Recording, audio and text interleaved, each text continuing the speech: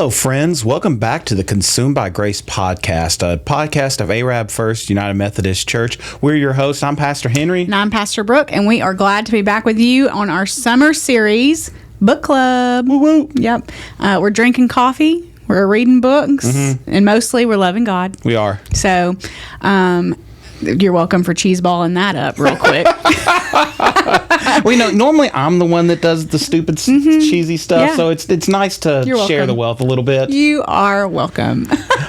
So, speaking of saying things that you really shouldn't say, that's a great segue into our book. Yes. This book for today is Everything Happens for a Reason and Other Lies I've Loved by Kate Bowler.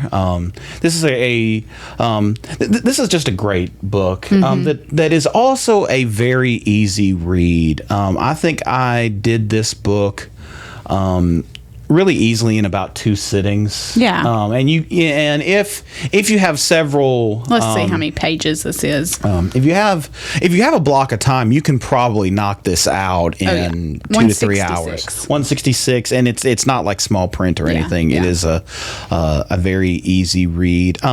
Kate Bowler, for me, is someone who I've been familiar with, but mostly through quotes and articles. This was the first time I'd actually. I'm not thinking about it. This is the second, but only in the last year or two have I actually started reading her books. Yeah. And so I thoroughly love this book. Yeah, she's super practical, obviously very educated, and so she brings just some reasonability, I guess you could say, to the table. She does, but with that academic rigor, I don't know if she still is. At the writing of this book, she was on faculty at Duke Seminary, so she knows her stuff, and it's super interesting. The background of this book is she has done a tremendous amount of research into the prosperity gospel church and movement all over really North America. She's from Canada originally, but she's lived in the United States for a very, very long time. But the prosperity gospel goes pretty far and wide. There's a large part of Africa that is in this movement, and so she's doing all of this, and she shares as a woman who is in her 20s and 30s, doing this research, getting married, having a child, being diagnosed with cancer, against the backdrop of what the prosperity gospel in particular, but then what a large swath of churches and Christians believe. Yeah. And how a lot of that really doesn't hold up under scrutiny. Yeah, and just to give a little background on what prosperity gospel is, if you don't know, essentially in the very shortest way to explain prosperity gospel is you do good, you get good. You do good, you get good. If you live right, if you pray right, if you give enough to the church, of course, then God is going to bless you. And God is going to bless you specifically with wealth and a beautiful family and a white picket fence. Yep. 3.2 kids, 4.1 dogs and cats. Just the picture perfect, lovely life. Which, coincidentally enough, also aligns very, very well with the American dream. It does, yeah. And so it's funny how in the last, at least for us, I would say there might be a little bit more historically. I can't say I've done the particular research on other denominations and other Christian movements who've had this, but there's been a section of the church since the founding of America, of the United States, in its modern sense, that has really just leaned into this. The church and the American dream just go hand in hand. Yeah, yeah. And so really the premise of this book is she is in the middle of learning, studying, researching, and she gets hit with not just her cancer diagnosis, but has also lived through some infertility struggles. Yes. And so she's sort of meeting this challenge of, I'm not seeing the prosperity yes. in my life. Not seeing the prosperity as it is defined by this particular movement. And one of the other things, and she points this out really well, is you don't have to just specifically be in this movement. When you think about the prosperity gospel, I would say for me, I think about churches whose pastors are like Joel Osteen, like Joyce Meyer, like T.D. Jakes are some of those. Oral Roberts gets into some of this as well. These people who live these lavish lifestyles, and they say you too can have this lavish lifestyle. But some of these same kind of things have just filtered down to a lot of us in ways we don't necessarily realize until, like her, we go through some sort of crisis, some sort of challenge to our faith. Yeah, like we're not aware that we believe in this prosperity gospel until we are challenged by something that happens. And it can be that can be a lot of things. It doesn't have to be a cancer diagnosis. Right. It can be I lost my job unexpectedly, or wrecked my car. Yeah, wrecked my car. You had a best friend who passes away, or even something that all of us are going to deal with at some point in time. The death of a parent is something. I could say for me personally, I really resonated with what she shared about her infertility struggles, especially because, and one of the things that is maybe not explicitly tied to prosperity gospel, but you find a lot of churches, they go hand in hand, is purity culture. And purity culture, which was a big movement, I Kissed Dating Goodbye, and we're not going to get into all of that a ton today, but what that has done is that to me, that has fostered a belief in a lot of our generation that, okay, you wait to have sex until you're married, you don't date frivolously, you don't do all of these things. And so when you do get married, when you find that one perfect person that God has for you, marriage is going to be easy, sex is going to be easy, and you're going to get that family started right when you're exactly ready. Yeah. And it does not happen like that. No. Very few people I know can actually say that's our story. That was mine and my wife's story. We got married a little bit later in life. We were both in our 30s by the time we met and got married. And we wanted to wait just a little bit before we had kids. So by the time we started trying, and then nothing really happened, and then we started doing a series of IUIs, our doctor said, it really doesn't make, after those didn't work immediately, well, it really doesn't make sense for y'all to continue with this. Y'all are too old. He didn't say, sorry, y'all missed your opportunity, but that's what it kind of felt like. And then, and again, because she shared this, because she went through a series of like false starts and miscarriages and stuff like that. And then boom, all of a sudden it happened when she was least ready for it, while she's dealing with the weirdest injury I've ever heard of, which we'll get back to that in just a little bit. But, and then while she's going through that, oh, by the way, now you're pregnant. That so much felt like, okay, because Kelly and I had, my wife, we'd given up on having kids. Like we were just going to be cool aunt and uncle and dog people. Like that was going to be our thing. And then we moved to our church, the church that we're currently at, ARAB First UMC. And then it's like, boom, a month later, by the way, here's your kid. Y'all are now 40-year-old parents of a baby. Are you so tired? I am so tired, y'all. Like, thankfully, this is not zoomed in, so you can't see the massive bags that are under my eyes. But yeah. So there's this whole lie that if you do things in the right way, it's always going to work out like this. And one of the quotes I loved was, what would it mean for Christians to give that little piece of the American dream that says you are limitless? Everything is not possible. The mighty kingdom of God is not here yet. What if rich didn't have to mean wealthy? If whole didn't have to mean healed? What if being people of the gospel meant we are simply people of the good news? God is here. We are loved. It is enough. I love that because the whole point of being a Christian, the whole point of following Jesus is us realizing how much God loves us, how much God wants to be with us, how much we are in need of God, and God is right here. And we get to share that good news. Yeah. Like, that's the promise. Yeah. That we have. All this other stuff may be great, and maybe it'll work out. But we have to be real that life doesn't always work that way. And it is unfair to us, to God, and to one another to heap all these expectations out there. Well, and it made me think of when, and we've talked about this before, but we see these picture perfect lives of people on social media.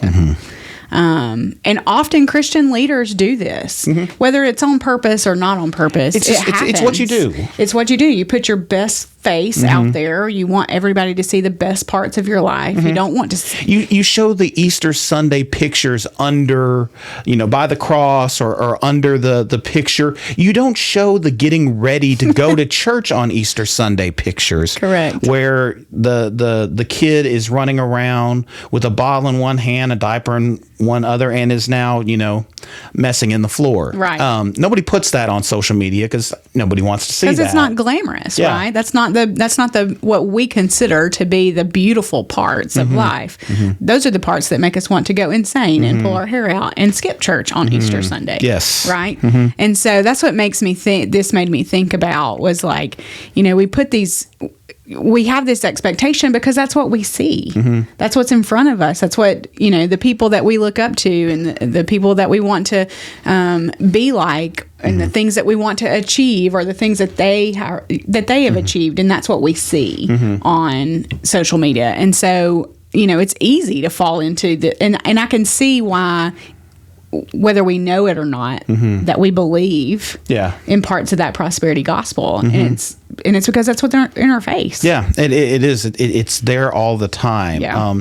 And even, and again, it is so much a part of that particular culture, but it has wormed our way into other things. So she, I mentioned the ailment she had. So she had this weird neurological nerve thing that caused her hands and arms to go numb. And it dated back to her being a musician as a child and doing some yoga, and a really random thing that she had to go through years of doctors and years of specialists, all to end up with this one random, and I forget what specialty, but when this person who would actually listen to what she was saying was like, oh, well, we'll just do this. And it was better. It was done. Yeah. And she wrote a book during that time. Yeah. I don't know. I can't remember if that's mentioned in this book or I heard that in a podcast. But yeah, when she could not use her hands and her arms, she used like dictation software. So she used that. It was terrible, though. It ended up being, it was such a beautiful picture. Like, her parents were her stenographers and were like literally writing everything out, and it's like it was a beautiful piece of the story. Oh yeah. But yeah, so and that's one of, there's a second part to the title, which is Other Lies I've Learned or I've Loved, and something that she learned from that was she can't do everything. That's a lie that we believe, right? Is that we want to have control. We want to know and believe that we can do everything. And so she discovered, no, I can't do everything. Another quote I love that ties into that: control is a drug and we are all hooked. Whether or not we believe in the prosperity gospel's assurance that we can master the future with our words and attitudes. Yeah, we like to think that everything is under our control, and so much of it is not. And it is in those liminal moments, those moments where we are out of control, that they're so hard and they're so painful. But yet they can also lead to some of the best growth, because God is there with us. God's not always going to step in and fix everything like we would want, but God is right there. And it said, "We are loved; it is enough." Yeah. Well, and going to her cancer diagnosis, and she talks about receiving that news and thinking, but wait, I have a son. Yeah. But wait, how can this be? How is this possible for me? I like the quote that you included. And I'm skipping around a little bit. I'm sorry about that. But I already did, so you're fine. It says, a lot of Christians like to remind me that heaven is my true home, which makes me want to ask them if they'd like to go home first. Right. Yeah. Because all of these people were trying to give her, because what do you do in moments of grief or moments of hard things that are happening in other people's lives? We don't have language at our fingertips to speak about that. And there's that, and especially because if we are people who control is very important, when something like that comes up, we want to fix it. We want to make it better. And if we can't make it better, we at least want to be able to explain it away. Yeah. There's a great book that I was reminded of as I was reading this by a gentleman named Peter Enns called The Sin of Certainty. And it is. We become addicted to certainty, to being able to understand and explain everything. And that becomes problematic, especially in the church when people have questions that we truly can't answer. And then we just say, well, that's a bad question. You don't need to ask that. Right. That's not helpful. No. And that's one of the things I've loved. Last year, I did a long reading through the Psalms, and like what I love about that, and the Psalms was Israel's prayer book, was their hymn book. What I loved about that so much is they weren't afraid to ask God hard questions. And some of my favorite Psalms have been the ones who end with, and God, why did you let this happen? Period. There's no resolution, because things aren't always going to be tied up in the neatest bow in our lives. Yeah. And they weren't afraid to be angry about that either, right? Like I was doing someone asked me a challenging question this year. They were going through a workbook study, and it was about Lamentations. And then it just so happened that one of my sermons for this year landed on Lamentations. You're welcome. I know. And it was tough, Henry. I had because that's not my personality. Yeah. That's not in my wheelhouse. I'm a 7 on the Enneagram. Everything is happy, sunshine, rainbows, butterflies. Let's have a party. Can we make everybody get along? It's fun to peel back the curtain for y'all that don't attend church, because we attend church with us, because we a lot of times will explain this in our sermons that we do. We try to plan out our sermons about a year in advance, and usually I will just put them in the order. Not knowing who's going to necessarily be preaching what day until much later our vacation, our out of office time comes up, because normally the sermons are way ahead of that. Totally. So we don't specifically plan that. So, and it's always funny. Like Brooke will agree to, it's like, oh yeah, I'll be glad to preach that, and then she'll look at it, and then she'll come to my office, and I'll just get this. Please don't make me. Can we change the order? And then she knocks it out of the park. Well, I wouldn't say that, but I'll learn a lot. How about that? But yeah, I mean, like, just going back to even in the Psalms, like, they're not afraid to say, but why? But why? They're not afraid to be angry. Sometimes I think our mentality can be that God can't handle those hard questions, so we have to take up for God. So we recently did a sermon on a song called Stand Up for Jesus. And to a lot of us, that thinks, well, we got to stand up for Jesus. I was having this conversation with a couple of folks yesterday. Stand up. We've got to stand up for Jesus. And what we think that means is we have to go out there and defend Jesus. We have to go out there and defend God. When what I've come to believe is what we really should do, and what that song is about, is us standing up to say we believe in Jesus. And here's why. and here's how I can show you. And that's a different sort of thing. I think we make a mistake when we think that we have to protect God from hard questions. Well, and who are we? Right. But we don't think that in the moment, right? Because again, it goes back to that control piece of like, well, I feel like I need to have the right words to say. I feel like I need to know all the answers. I feel like I need to be the person that defends God. I need to be that. Yeah. And who are we? Who are we? Because who are we? Here's a little throwback for you. Because I'm a creep. Oh, goodness. I'm a weirdo. I thought you were going to go, I am a C. Equally as good. Oh, that's funny.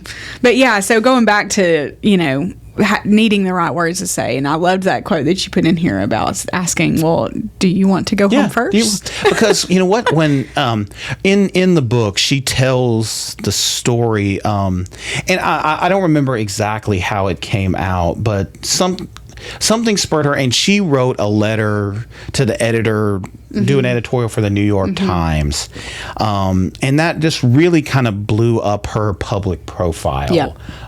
People knew who she were, and so she was getting letters from everywhere, and a lot of great letters of people who were saying that they were going to pray for her, people who were offering support, people who were sharing their own struggles, but equally got letters of people who were trying to say, well, you should be thankful because you have this, or took this at a time to educate and explain things away. And there's almost nothing worse than you can do when someone's going through something really hard. Oh, it's my job to teach them something. God may teach them something. God may use us, but we need to be people who support. Yeah. We don't. That's not when we encounter somebody that's struggling like that. Again, it is not our job to just go in and fix, explain everything away, and try to make it better. Because a lot of times we can't. Yeah, and she has a line in there too that talks about being human, and that there's not a cure for being human. Yeah. And that's like our humanness. Yes, right? it is. Of trying to come up with something great to say. Keep that control in, because if we can explain it away, that's why I think, and I mean, you see this throughout the Bible, and Jesus spoke against this specifically. You're going through this. Well, you must be a sinner. There's some sort of secret sin. That's a big piece of the prosperity gospel. You got this cancer diagnosis. You got this tragedy that happened. Oh, you lost your job. Well, where is the sin in your life? Once you repent, that's going to go away. And that's not how this works. No. I think that's one of the larger parts of the error that in the prosperity gospel. I mean, we are human. Yeah. And we will sin every day. Yeah. And when are we escaping sin? Right. It's there all the time. Yeah. And it is, there are these choices from us. And honestly, sometimes you might not even realize you made a mistake until minutes, hours, days, weeks later, because you didn't realize the ramifications of what you did. And so, this is happening all the time. So again, to think we can control and fix all of this. I loved probably my favorite quote that she said, which gets to the everything happens for a reason. Everything happens for a reason. The only thing worse than saying this is pretending that you know the reason. I've had hundreds of people tell me the reason for my cancer, because of my sin, because of my unfaithfulness, because God is fair, because God is unfair, because of my aversion to Brussels sprouts, which, I mean, fair, like Brussels sprouts are good. But I mean, no one is short of reasons. So if people tell you this, make sure you are there when they go through the cruelest moments of their lives and start offering your own. When someone is drowning, the only thing worse than failing to throw them a life preserver is handing them a reason. Yeah. Because that's what we can do. And I know we've talked about this before, but it's like when you go to a funeral, to a funeral or to a wake or to a visitation, and I know you've heard it said where someone says, "Well, I guess God just needed that person more than you did." What does that say about the God we believe in? Like that's not comforting at all. No, and it's funny you say that, because one of the quotes that I have down here is, "I can't reconcile the way the world is with the God I believe in, but I still believe." Yeah. And that, I just think about, there's such terrible tragedy all over the world. Terrible heartbreak, things that that are not in our control. Yeah. And I cannot believe in a God who said, well, I need this to happen because I need this person close to me.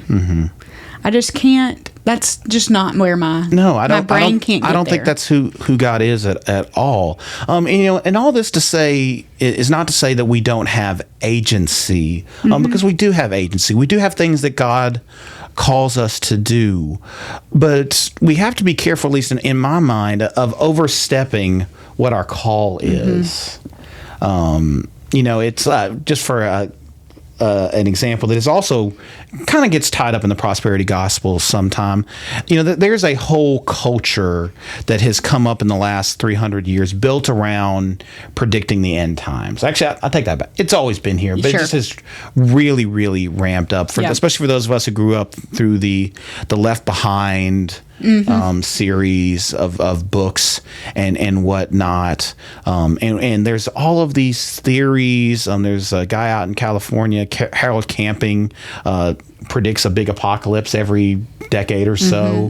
What was the last one was 2018, 19, something like that. I forget exactly. But, and Jesus clearly says, no one knows. Right.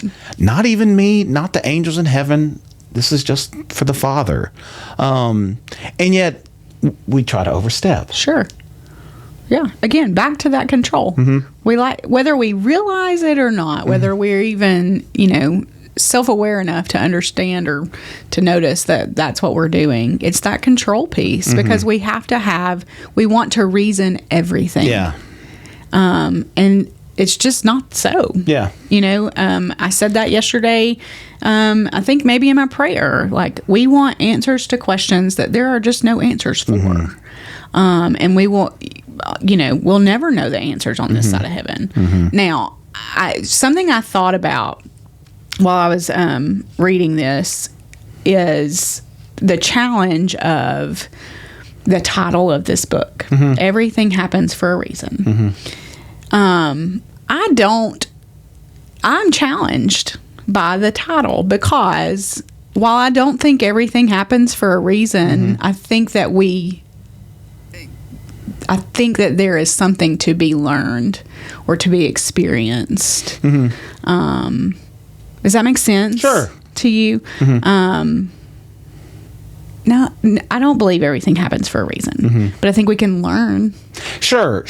And that's, that's one of it's almost like the chicken or the egg kind of thing. Yeah. That,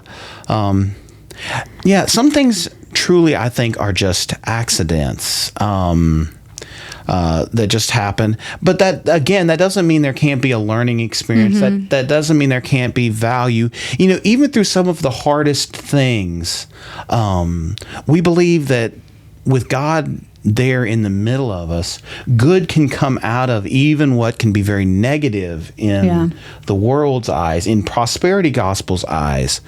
But it's the whole thing. Well, did God cause that, or did God use that?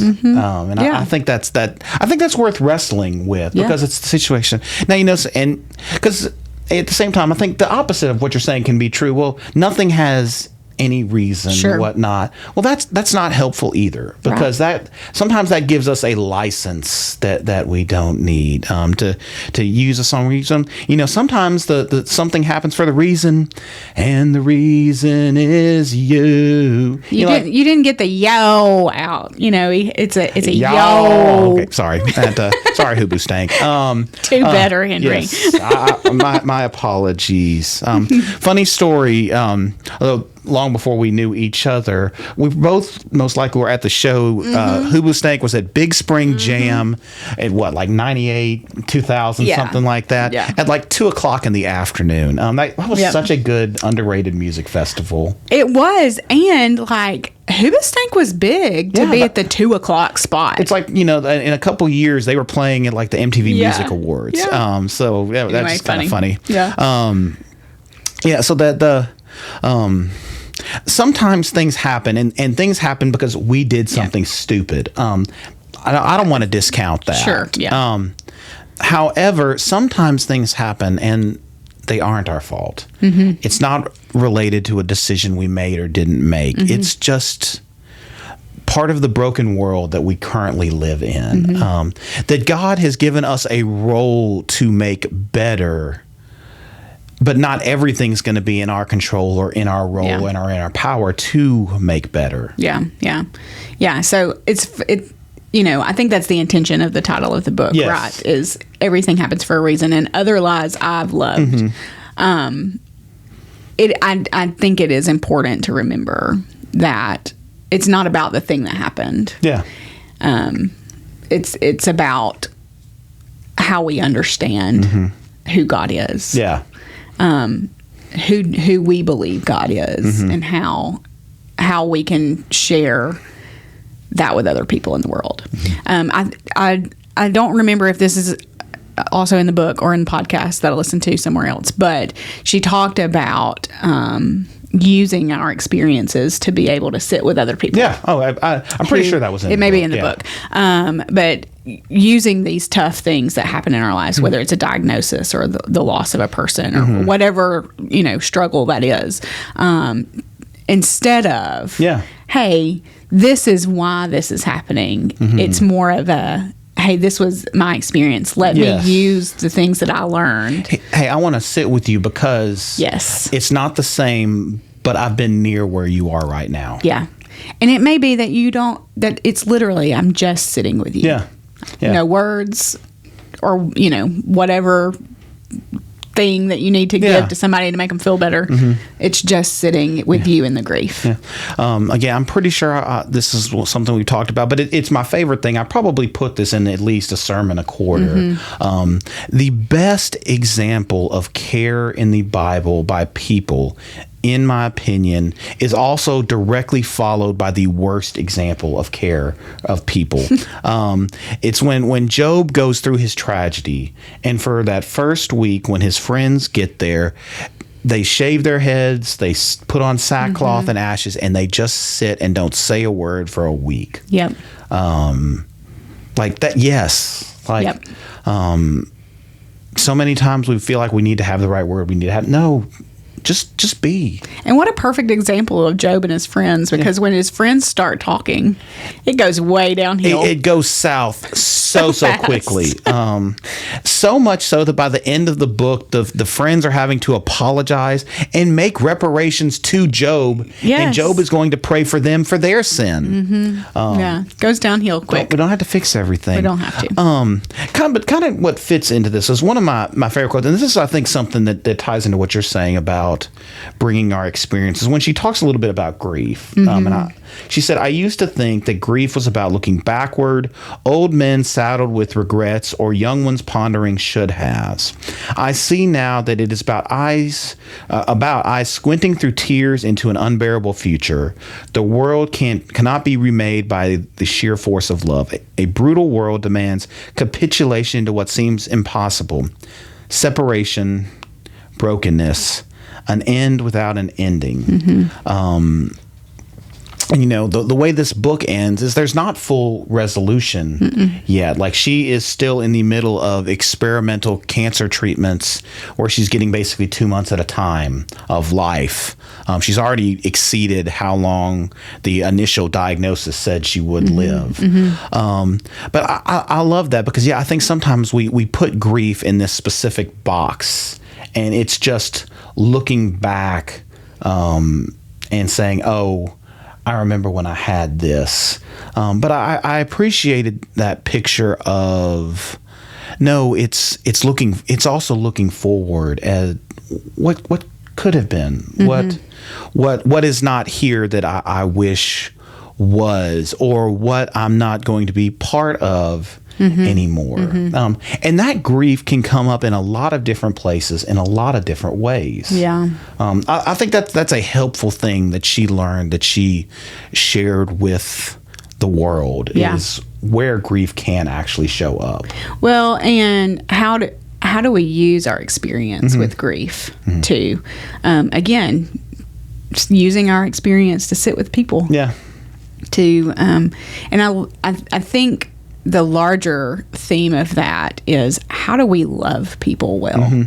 Absolutely. How do we love people well? How do we, this gets overused, but how do we do life with them? How do we experience life with people in a way that is honoring their experience? Yeah. My one of my favorite thoughts about this is sometimes we think there's only certain situations you can bring grief into.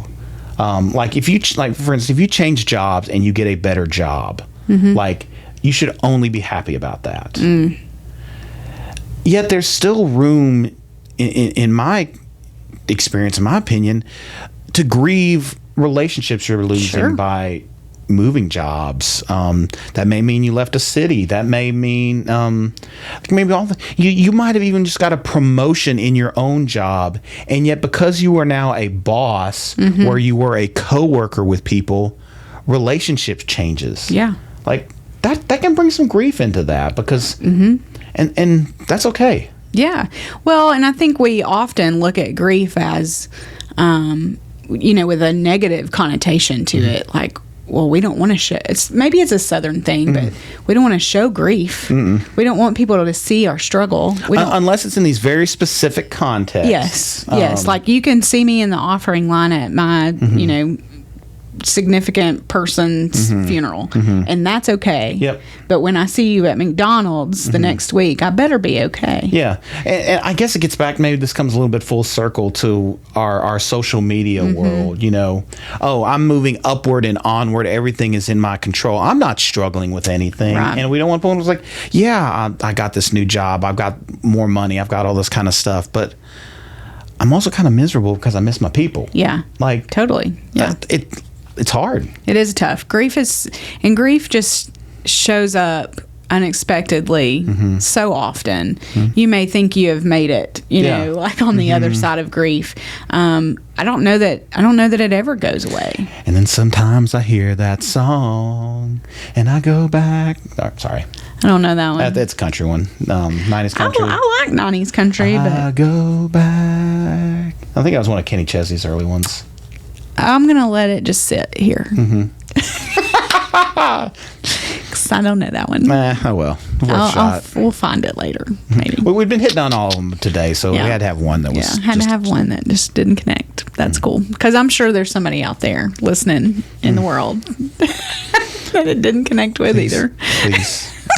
Oh, me. Well, go ahead. So y'all, I think we're getting to that point. I can't recommend this highly enough. She's also a worthwhile follow on social media, Substack, those kind of things. Yeah. I want to say that I think I follow her on Substack. She's got a podcast. Yeah, there's too many. I think it's actually lovingly called "Everything Happens for a Reason." Perfect. Yeah. But yeah, she also, something that we really didn't hit on enough probably today is she's quite humorous. Oh, she is hilarious. Very funny, quick-witted Yes. one-liners in here. Got some good dry stuff. I can share this just to let folks know. People have different sensibilities around profanity, but as she's going through her cancer diagnosis and treatment and whatnot, she got to Lent one year, and her Lenten practice was just basically finding all the different places she could put the F-bomb. If anybody has permission to, Yes. I think it's probably. If you're dealing with stage 4 cancer, yeah, you Go for it. You have earned that right. She said, basically, I'm living the season of Lent. Sure. Like, my life is Lent right now, and so like she's saying that, and it leads to some very hilarious sorts of interactions. Yeah, yeah. So it's not all, high-minded. Yeah. Theological stuff. It again, she said that goes back to what you said. It's sound, but it's practical and it's real. Yeah, it is. So great book. I'm glad you picked this one for us this summer. If you need a copy, find us. We'll help you find one. And I'm pretty sure I found mine in the used bookstores. So like they're everywhere. Oh yeah, they're everywhere. You can get them fairly cheap, even like through Amazon used and things like that. So, but yeah, great book, great read. Yeah. Well, I think that's going to do us for this week of the Consumed by Grace podcast. We are so glad you are here. What have we got up next, Brooke? All right, up next, we're going to read Daring Greatly by Brené Brown. And this is one, if you are unfamiliar with Brené Brown, I think you are in for a treat and a fun ride, because she is, to use what I feel like it would be one of her Texas phrases, a hoot and a half. She's a hoot and a half. I agree with that. Yeah. Great book. We'll have fun discussing that with you in a couple weeks. And when it comes to a couple weeks and this is out, where can you find it, bro? You can find us on all the places that you can find your podcasts. Apple Podcasts, Spotify, whatever else is out there. Buzzsprout, I believe, is where we're hosting it at. We're even online on YouTube. Yeah, there are so many places to find it. If you search, you find it. You can also find us on YouTube if you're like, I know how these folks sound, but like, what do they look like? You can see us on YouTube. We would love you to drop a comment, a like. If you're really enjoying this, share with someone you think might enjoy this book. We'd also love to hear, like, what are y'all reading? Both of us do some other book clubs that are not specifically faith related, and I love those, because that's where a lot of times my far too long reading pile is with, because somebody will recommend something and I see that, I'm going to go ahead and pick that up. Yeah. I love a good fiction. Something that's not super thoughtful. Sure. Now, this is going to a little bit of digression, but what are your fiction preferences? I love a good crime novel. This is probably too much insight into who I am as a person, but all the murder. Give me the murderous, whodunits. That's what I like. So you are the meme of. I saw this a couple days ago. She's on her 14th coffee with her serial killer podcast, and then she comes to me once like, I'm just really anxious today. Can't quite put my finger on it. That is nothing worse than me talking about my favorite fiction author, who is Stephen King. Exactly. Right. I like a lot of different things, but I tend towards the fantasy, sci-fi, and horror genres of things is probably where I will often end up landing. I try to do different things, but that's probably my favorite little wheelhouse. Yeah, I love a good like beach read, pool read. Like if I'm going to read fiction, I want it to be, I can read it in a sitting or two, but yeah, good whodunit. Yeah, I want to be sweating and slightly nervous about turning off the light by the time I finish If I have to run and jump in my bed because I'm afraid someone's hiding underneath it, I've done my work for the day. That's me. Y'all, thanks for watching with us, being with us. We hope you're enjoying this summer segment, and we'll see you again soon. All right, bye.